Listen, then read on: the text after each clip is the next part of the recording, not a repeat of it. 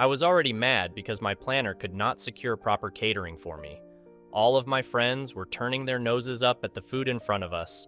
I asked the manager to redo some of the platters because no one would eat them. After that, I decided to go out for a smoke because I was very stressed. I had been in town for only 2 days, and I already wanted to go back to the island where I spent most of my vacation. But college was about to start, and so I was back here, with a mediocre party and workers who would not follow my instructions. As I was trying to clear my head, I overheard a conversation that had me fuming.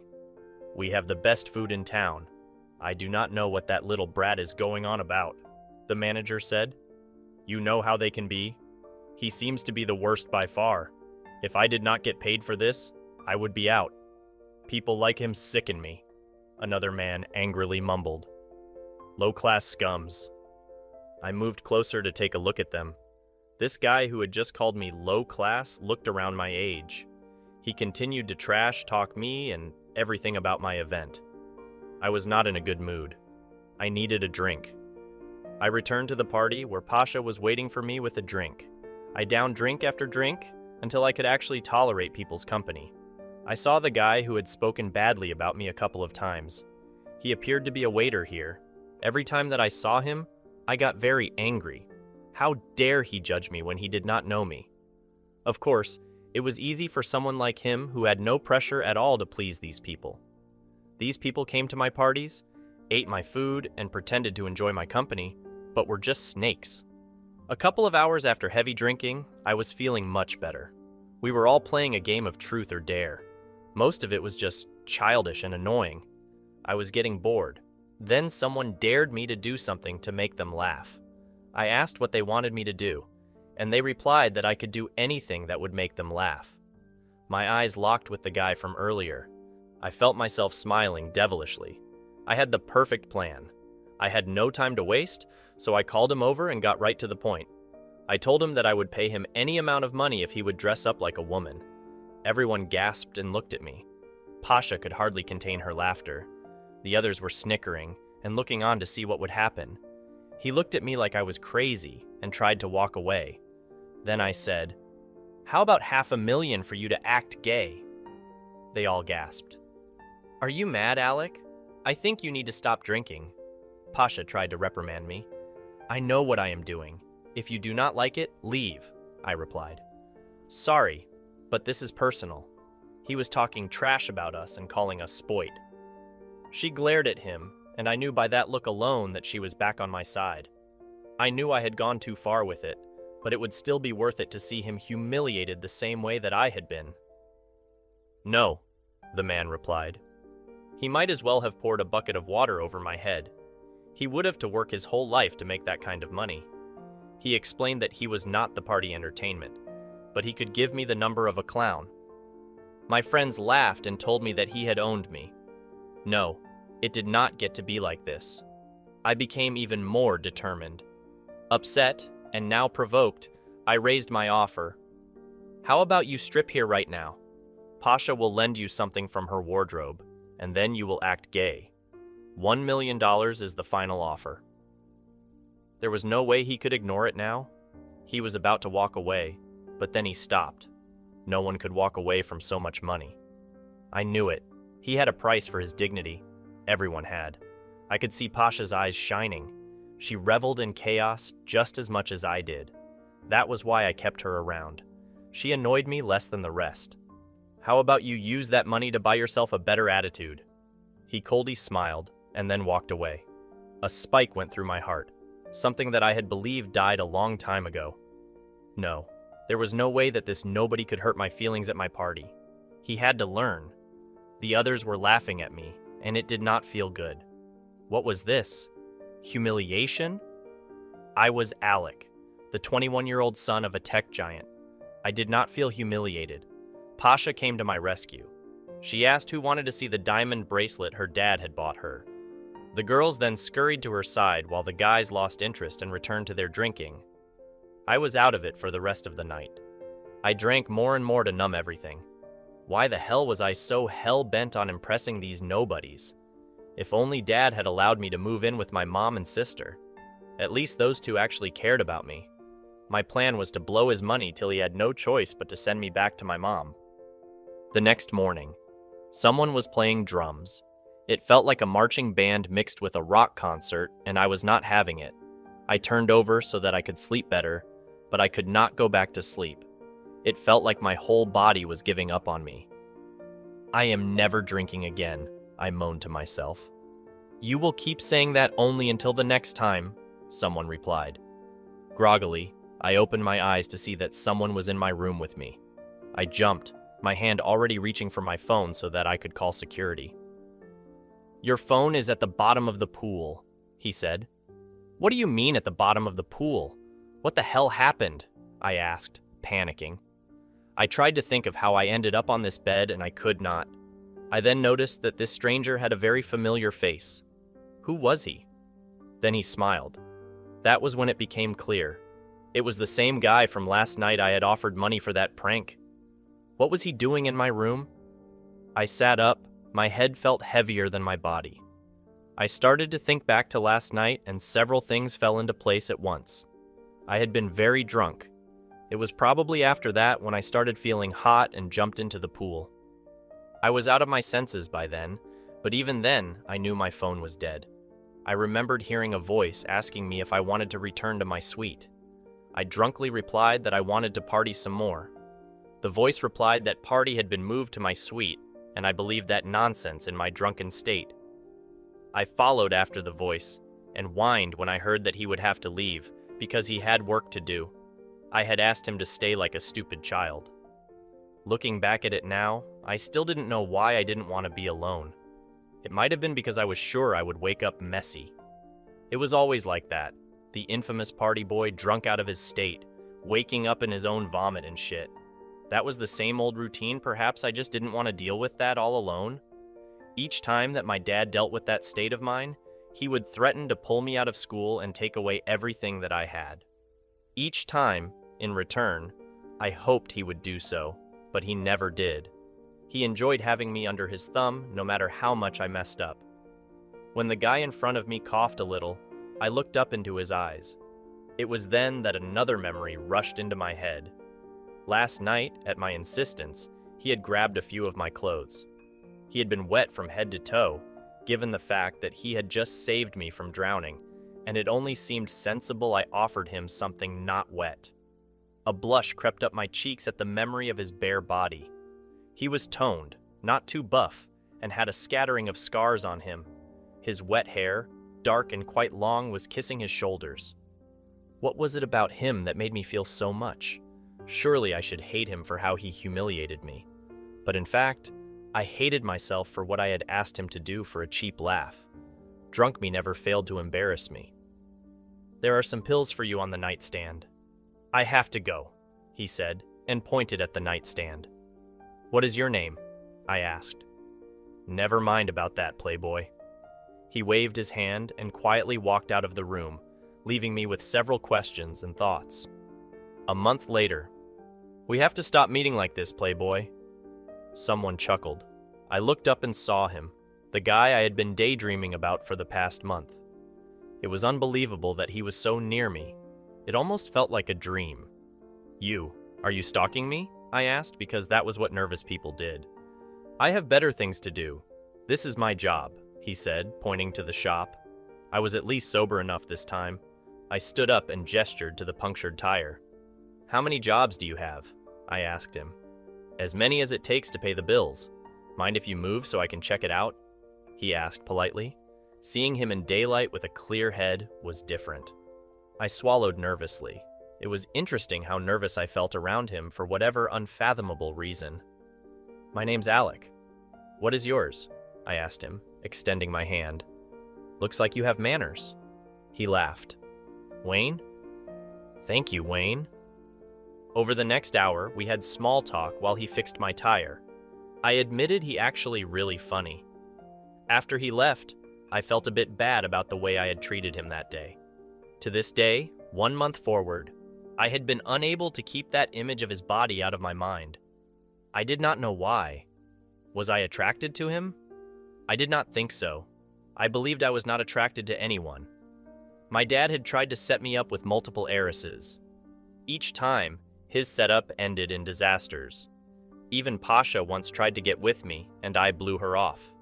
Our mutual friend Evan was upset on my behalf, saying I'd missed my chance with a nice girl. I had replied that I was on antidepressants. It was a lie. Love and lust did not happen to me. I had a private joke that I was broken. 2 weeks later, your car is fine. Just the air filter that needs to be changed, Wayne said. I had found his number through the company he worked for and asked him to come and check my car. I know, but it makes this weird sound when I drive it.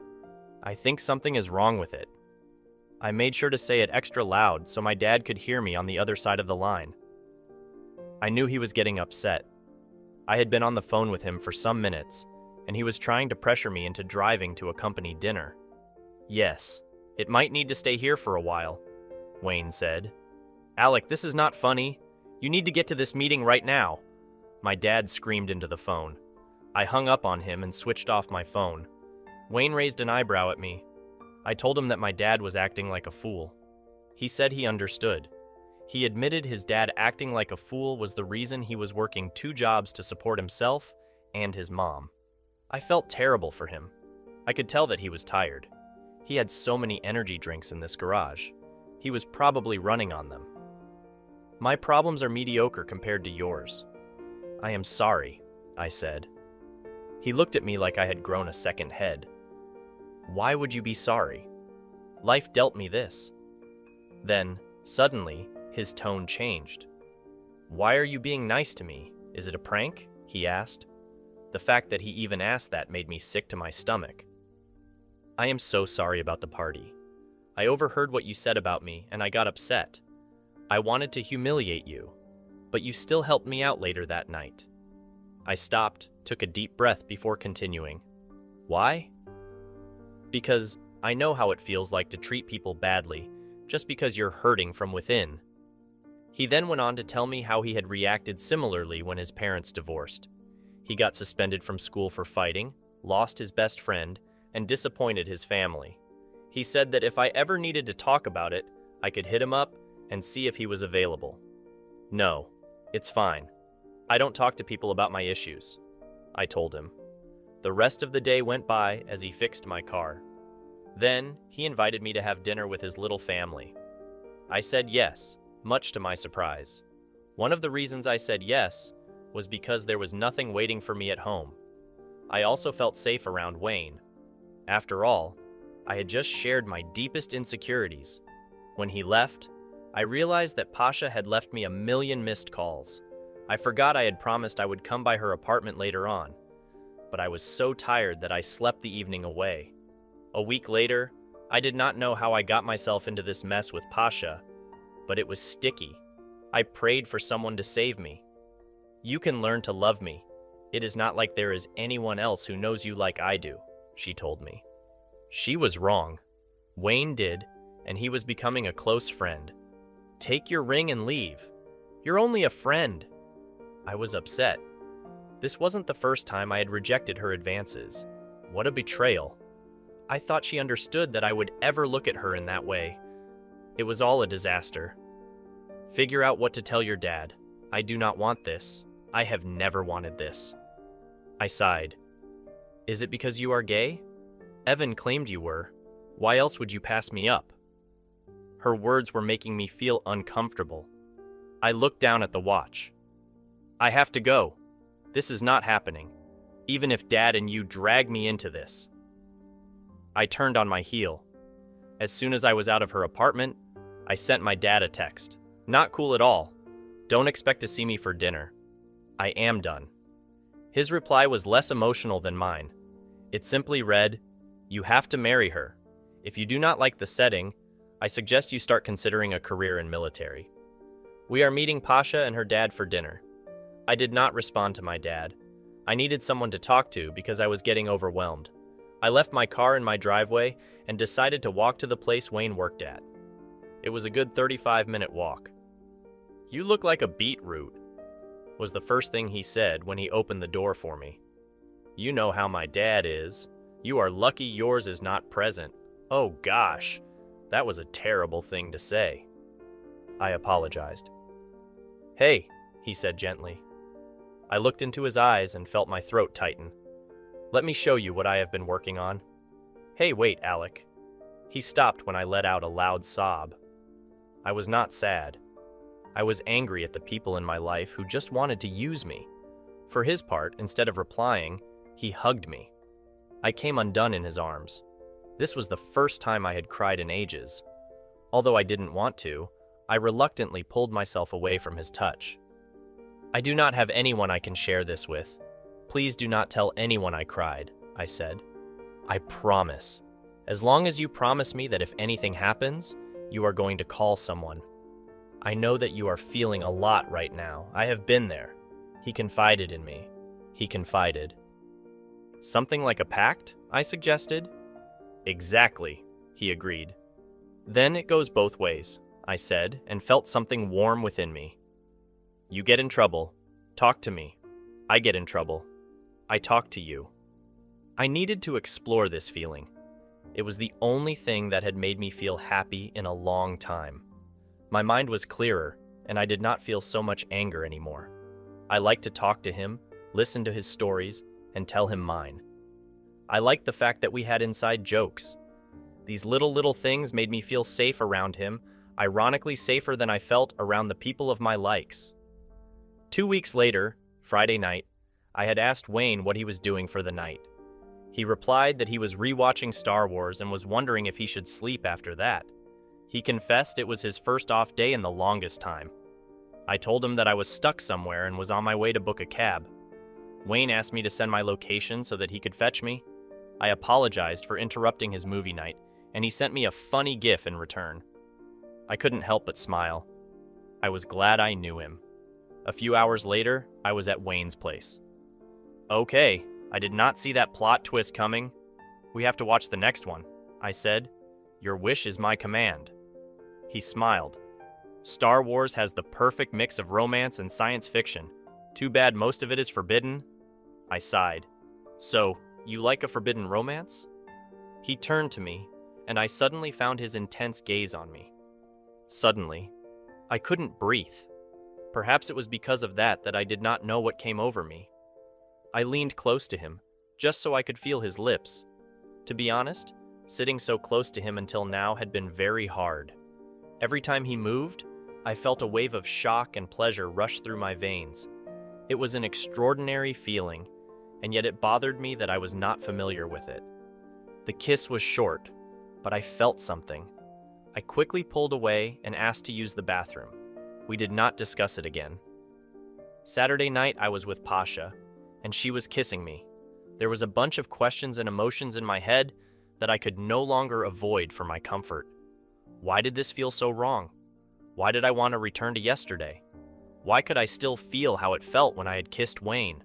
Why could I not feel the same with Pasha that I had felt with Wayne? Kissing her made me feel so wrong. It had no emotion at all. When she looked back at me and smiled after the kiss, I wanted her out of my face. Damn her for putting me in this situation.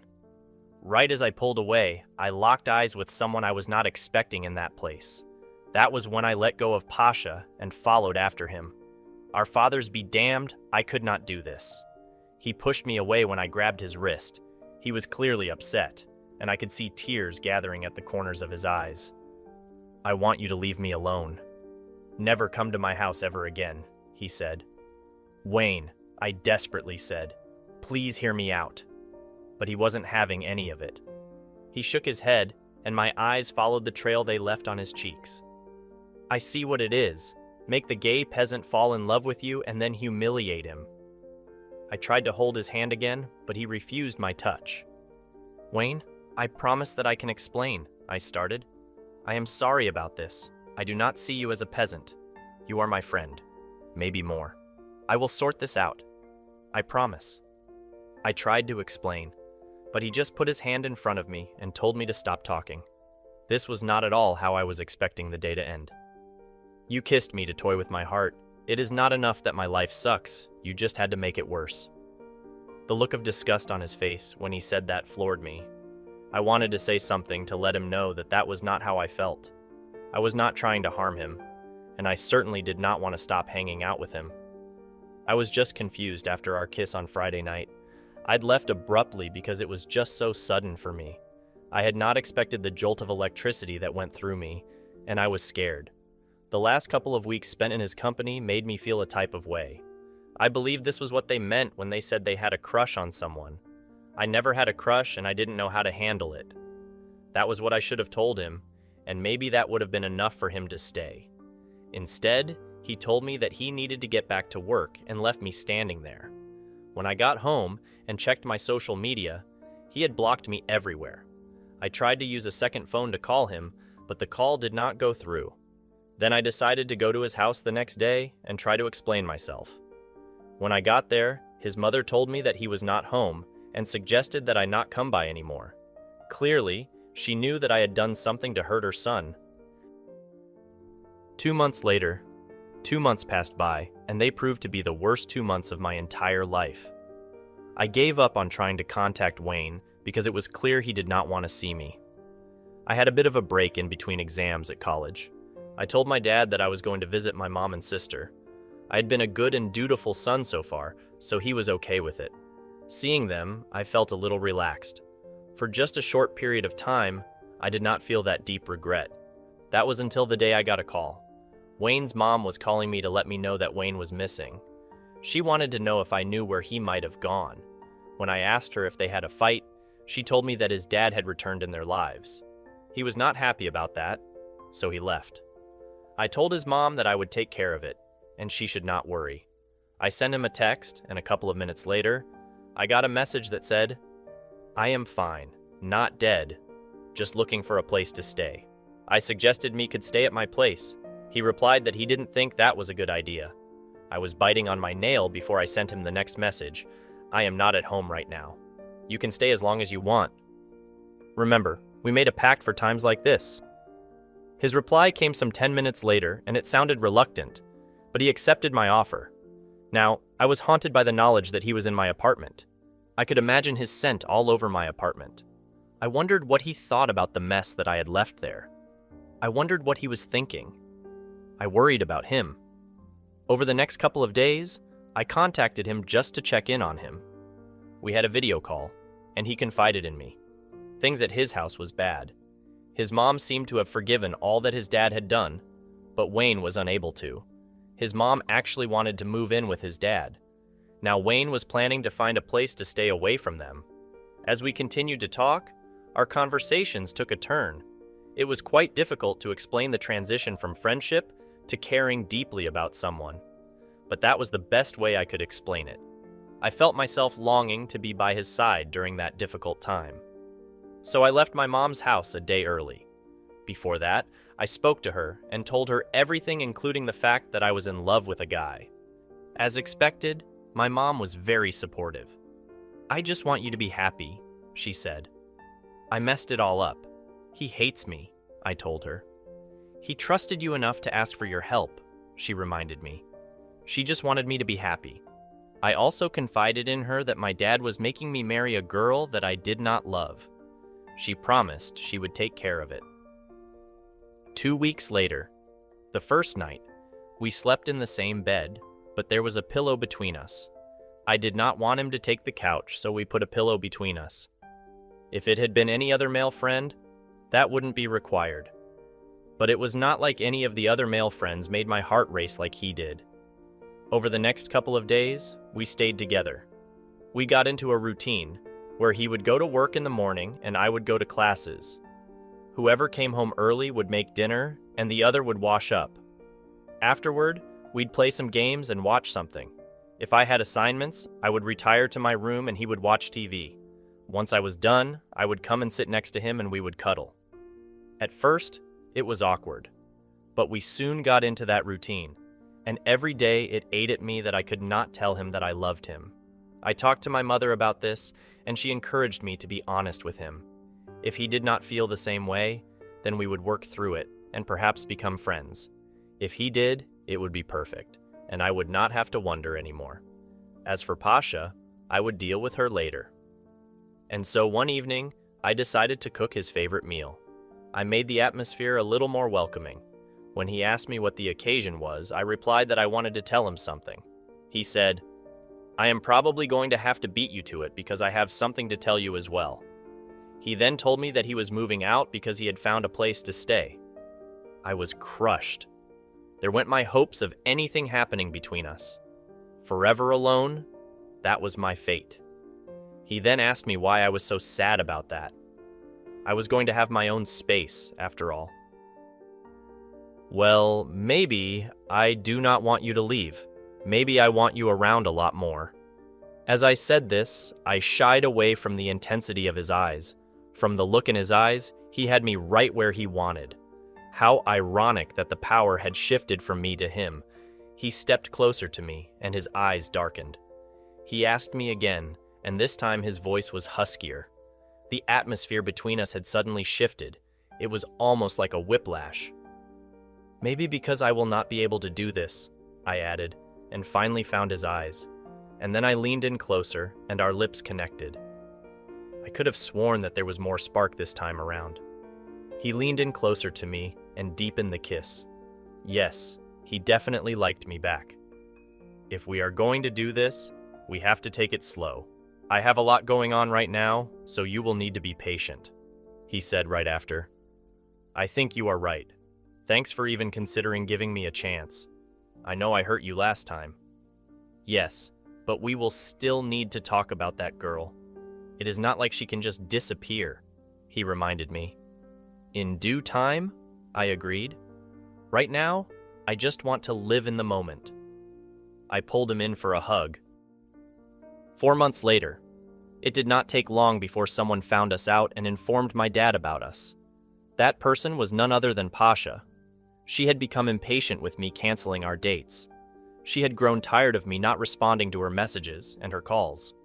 I did not want to be around her. I knew if I told her, she would not be able to take the truth. I put on a facade until the day she found us out. She barged into my apartment one night while I was in bed with Wayne.